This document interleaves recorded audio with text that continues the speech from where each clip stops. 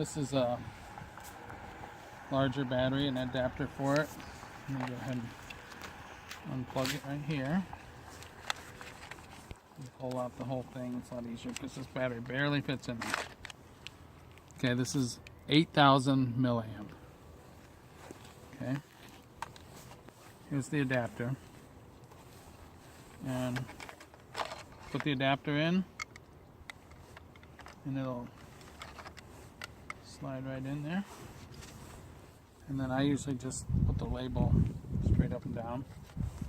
Slide that in and plug this in.